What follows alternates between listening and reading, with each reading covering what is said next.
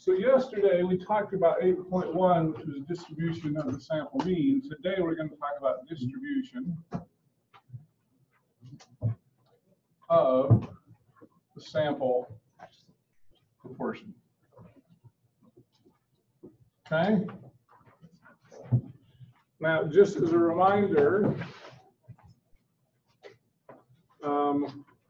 we talked about mean, the mu equal, what does that represent? The letter mu. The average. He used the A word. The what kind of mean? Population mean. Population mean, and then X bar is the, it's what? Sample mean. Okay. So today we're going to be talking, rather than means, these are means here, today we're going to be talking about proportions. Okay? Now, one of the things you're going to find out is, for some reason, statisticians have fallen in love with the letter P. We like to use the letter P for everything. Okay? Now, you're probably already familiar with the letter P. What do you think that represents? Probability. Proportion. Probability, yeah, we got a lot of P's here. Okay. In the context of this section, so if I'm using a capital P, probability that X equals something, that stands for probability. Lowercase p, okay, so this is lowercase p, now in the binomial distribution, that stands for the probability of success, right? Okay, so we're going to use it one more time as the population proportion. Okay, like I said, we love the letter P. Okay, now, so with the sample mean, we put a bar over it. What we do with the sample proportion is we put a little hat on it. Okay, so this represents the sample proportion. Okay, so once again, we're going to use this notation for means. We're going to use this notation for proportions. And at 8.2, we're going to be talking about proportions. Okay? So you could probably imagine, it's not too much of a stretch, if I told you that 7 out of 10 people surveyed prefer this toothpaste over another brand. Okay? That's 7 out of 10, right? X over n. That's going to be your P. It's also going to be your P hat, X over n. Okay, it's the same formula. Okay, it's a proportion. You guys have done percentages all your life, right? Ever since grade school, we're just using the exact same formula for all that.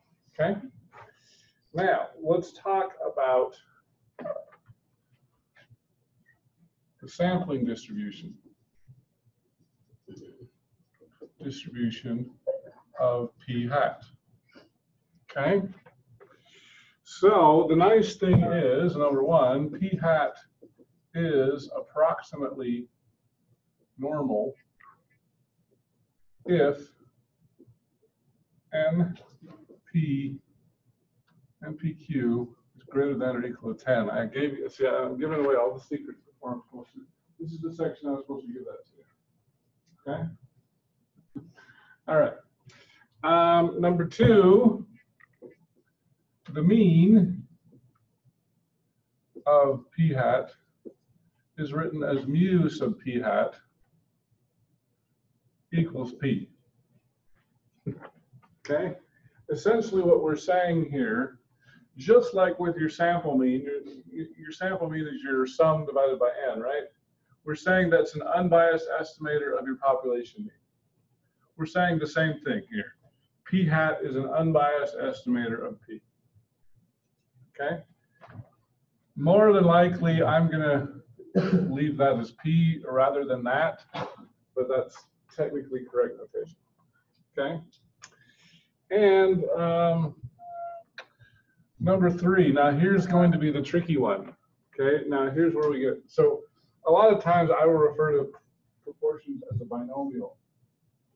Technically, it's not. What's the, refresh my memory, so the mean of a binomial distribution equals what?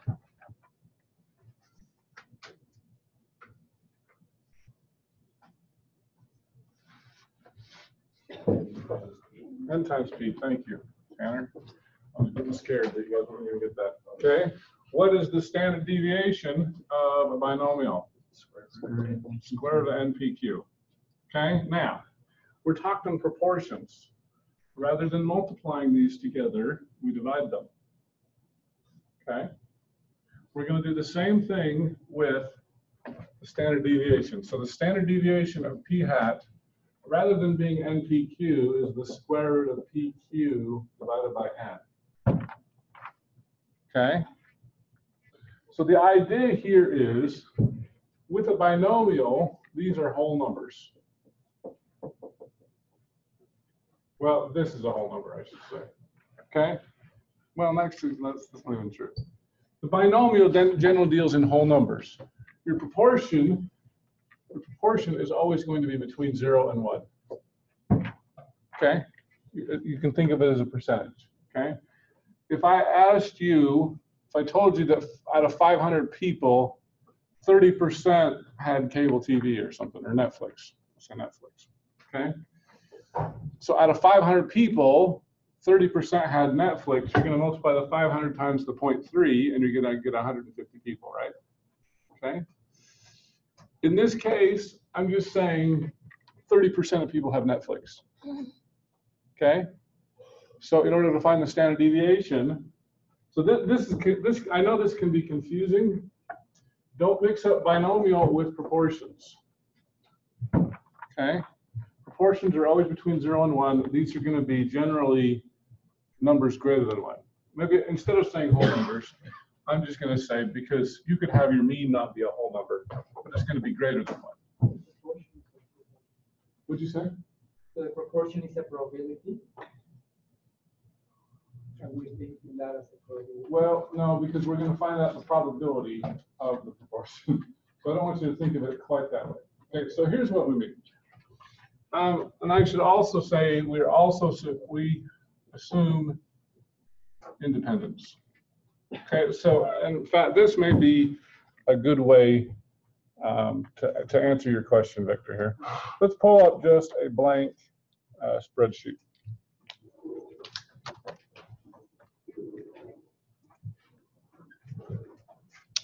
Oh, something else up here.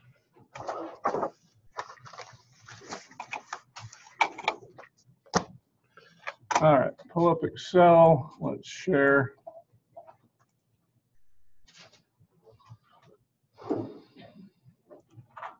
Okay, so let's say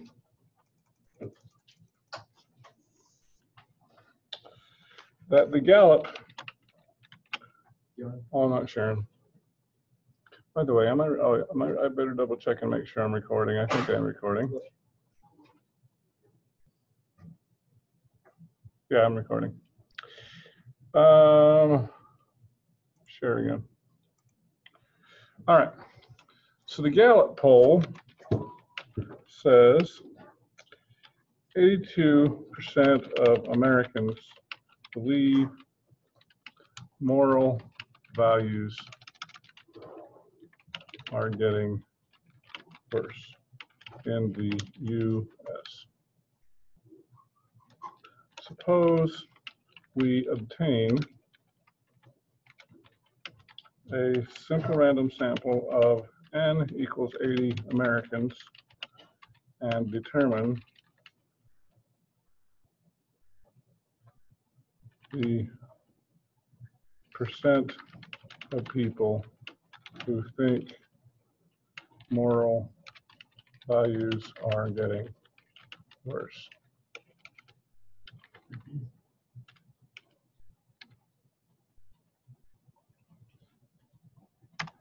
Okay. Now, 80, the first question I should ask is, does that seem like a very large sample to you? It's good because it's greater, n is greater than 30. n is greater than 30. That's the wrong rule. Okay? Here's our new rule. It's proportion. Okay? So think about it. The other thing to think about it is, if you were going to, I mean, 80, you could get 80 people here at UVU, right? Would you think that was very big? So this is probably a student poll. If we're doing a Gallup, the Gallups, they talk to 1,000 people, right? Kind of as a minimum. So yeah, anyway, so 80 is pretty small. We need to remember, so a lot of the rules that apply to the binomial distribution apply to the proportion as well, okay? So in fact, this is the exact same rule for the binomial as it is for the proportion, okay? So a lot of the assumptions we're going to assume are the same. So 80 is actually pretty small, okay? All right, so the first question is this large enough to consider it normally distributed?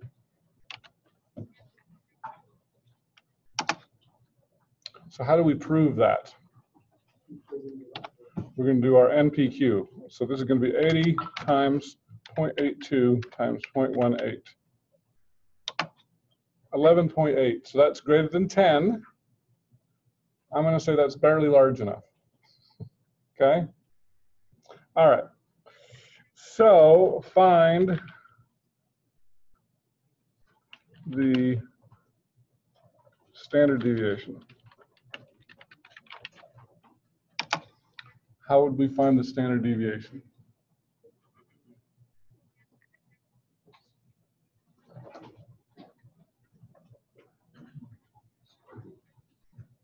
Square root of NPQ?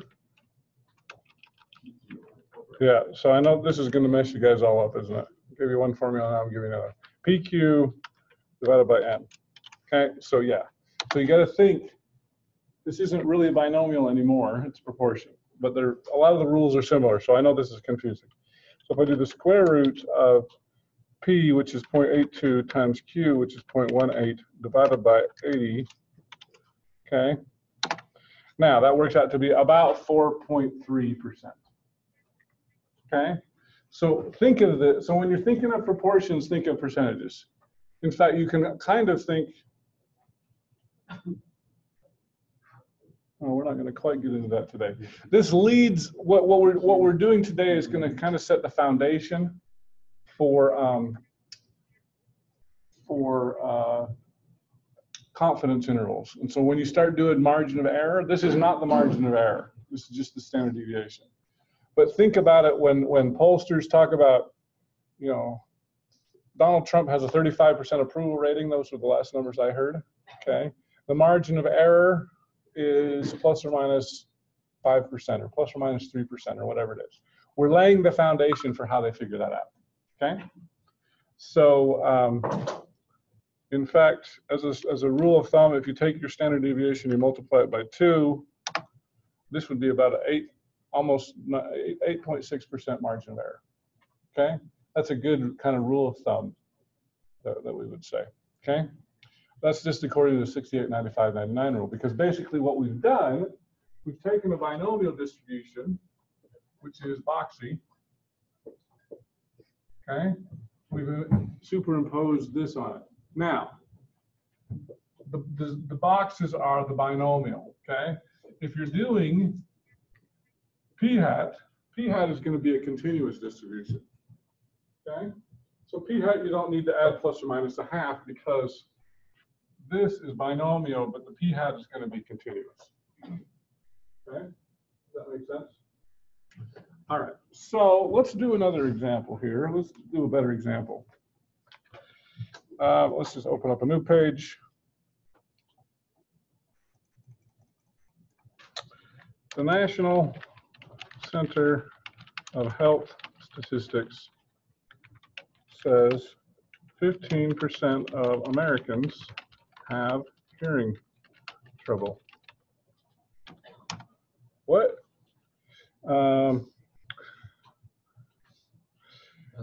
That was hopefully, yeah, go to sleep here.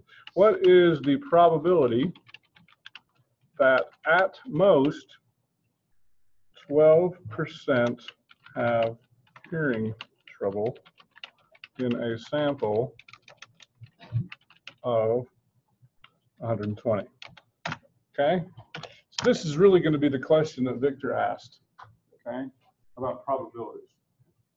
Okay, so what are we saying here?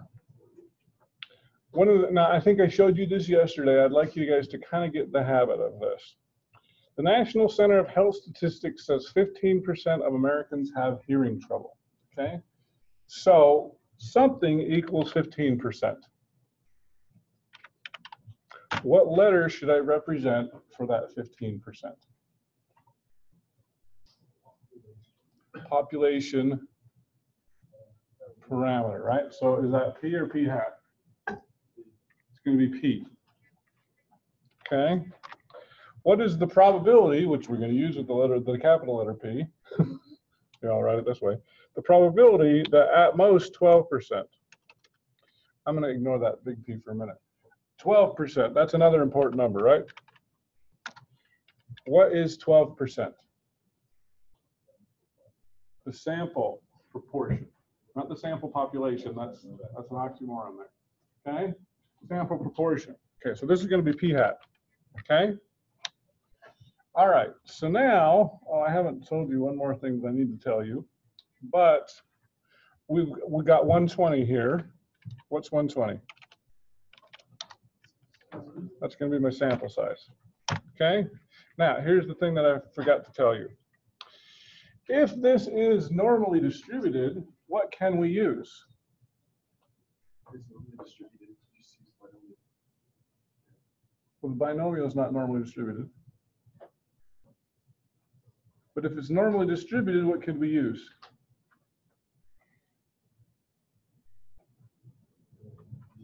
The z-score, very good. Okay, so let me stop sharing for a moment so you guys can see this if you're rewatching this. Okay, so remember, how many z-scores do we have?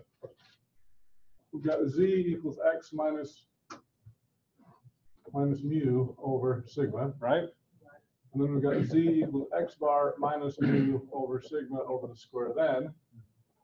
Okay, here is formula number 3. Z equals, now the book has it written this way. No, I'm going to write it the way I like to write it. I'm going to say p hat minus p over the square root of pq over n. The book actually writes this as p hat minus mu sub p over the square root of pq over n. That's my preferred. But this is what the book has. Because I don't like to use mu, because then you think it's a mean. And it is a mean in a sense, but I'd rather just use the p. Okay? All right, so in this case here, so this is our new z-score that we're going to use, this one here. Or this, these are the same thing, really. Okay?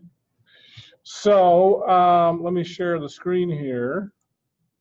Now, actually, before I do that, I should probably draw my picture. So here's what's going on. Okay, so what's going on here, we have population, and P, according to my population, equals what? Population. 0.15. Okay? Now, I have a sample here, a sample of 120 people.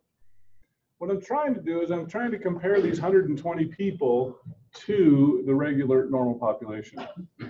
So I've got a p hat, which equals 0.12. My p hat is going to have, according to the central limit theorem applies to this just as well. Okay. I've got 120 people. It's going to have a much smaller sample standard deviation, because this is essentially your standard deviation, right? As we mentioned before.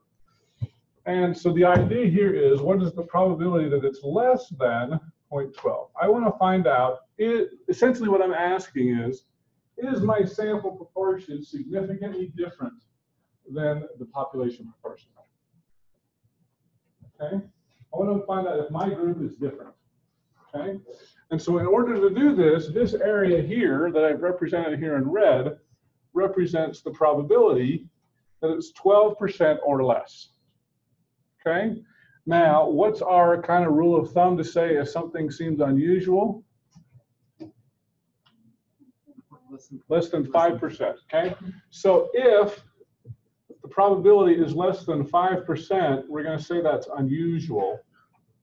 And we're going to say that my sample proportion is significantly different than the population proportion. Essentially, I'm asking, is this proportion in the tail? Okay. All right. So that's what I'm trying to do. Now, let's do that. Okay. All right. So let's find my z-score. Jonathan, can you help me do that? Yeah, you'll take the p-hat. P-hat minus p over the square root of PQ over n. I'm just writing the formula down. So we have it. Are we using the p from the 15% or from the population or the sample? From the population or the sample? Very awesome question. I'm using them both. Okay? Using them both in the numerator. What's in the denominator? The population. Okay? All right. So, Jonathan, take it away. So it'd be 0.12 subtract 0.15, and then that's the square root. So now what's Q again? That's what. Is it just 1 minus? 1 minus p, right? So then it'd be 1 minus. So p is what? P is 1.5. 0.15 times q, which is going to be 0.85, and we're going to divide that by The 1. 120. Or I can click on that too, whatever. Okay, either way. Okay. All right, so I've got negative 0.03 divided by 0.03. That's going to be approximately negative 1, right? Divided by this, negative 0.92. Okay, is that a probability? Can't be a probability because negative. Now you got to be careful because a lot of people mix up your z-score with your probability, which is really easy to do if it's positive and it's less than 1. Okay, this is my z-score. Now I need to find my p-value. Okay, what's my p-value? What's this red area here? Does Excel tell me the red area or the white area? Tells me the red area. So do I need to subtract it from 1? No, I can just take it as is. The command is norm s dist. I put in my z-score. Voila. Okay. So I got a p-value of 0.176. P-value, not to be confused with p or p or p or p hat. P-value is 0.178693. Okay. Would that be considered unusual? No. That would happen about 18% of the time. Okay. So this, once again, with Victor's question, this is a probability. These numbers are proportions. Okay. So they're different. Does it make sense? Yeah. A lot of fun practice tonight. Kind of. All right. So I think we're done. Oh, actually, do you want to do one more? Let's do one more really quickly. We use the same information. So this will be part B. Suppose